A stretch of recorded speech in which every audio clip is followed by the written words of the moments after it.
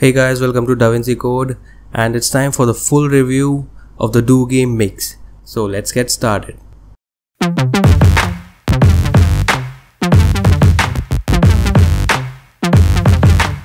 I've been using this phone for about a month now, and this has been my daily driver at the movies, at the park, at home, etc. And there are things that I like about this phone and a few things that I don't. So first and foremost, the screen looks super cool. It looks so amazing and futuristic. And that's because of the 93% screen to body ratio. That means that 93% of the phone's front part is the screen.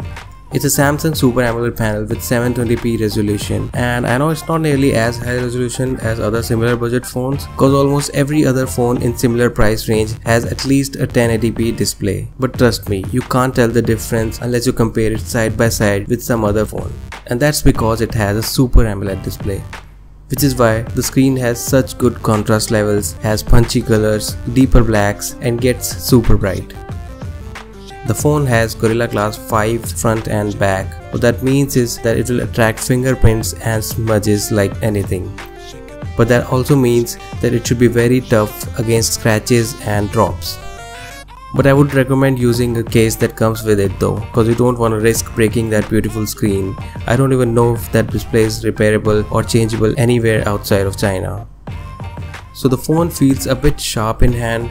I personally would have preferred a curved back design, which makes it easier for big devices like this to pick up and handle with one hand, but that's what you're getting, maybe next time.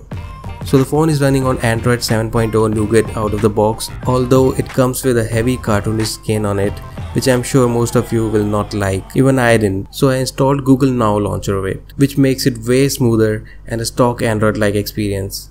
The phone is very fast, it's very snappy, there are hardly any lags. It handles multitasking very well, and it can play high graphic games like Asphalt 8 and Dead Trigger very smoothly, thanks to the 6GB of RAM and the octa-core Helio chipset. And even consuming media on this display is such a pleasure. And even after such heavy usage, it does not get too hot.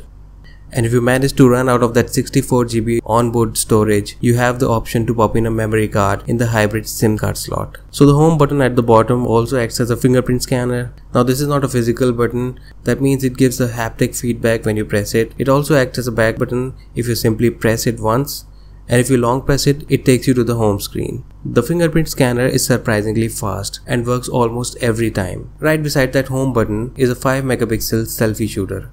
Just like other thin bezel phones out there, the Doogee Mix also has a camera at the bottom of the display, which makes for an awkward position for selfies. But rotating the phone mostly solves the issue. At the back we have a 16MP and an 8MP shooter. But right now, the second camera is only used to measure the depth in the scene for adding the blur effect.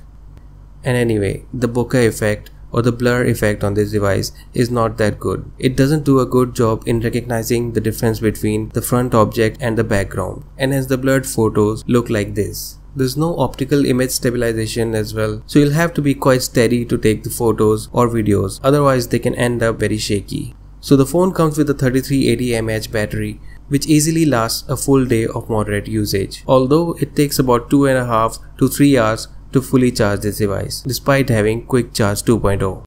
There are two speaker grills at the bottom, but only one of them is actually a speaker. And it's an okay speaker for the price, but don't expect any bass from the music. So the phone overall is a good package for the price, although it misses out on certain features like water resistance, wireless charging, optical image stabilization, etc. But for the price point, you can't really complain. In fact, the phone manages to surprise you with a few tricks up its sleeves, like the amazingly thin bezels, a fast fingerprint scanner, a Super AMOLED display, and an overall spec sheet of a high-end smartphone. I'll definitely recommend this to anyone who is looking for a budget smartphone that looks and feels a bit different from the crowd. So guys, that's it for now. Make sure you hit that like button and subscribe to the channel for more awesome tech videos. Thank you guys for watching, and I'll see you in the next one.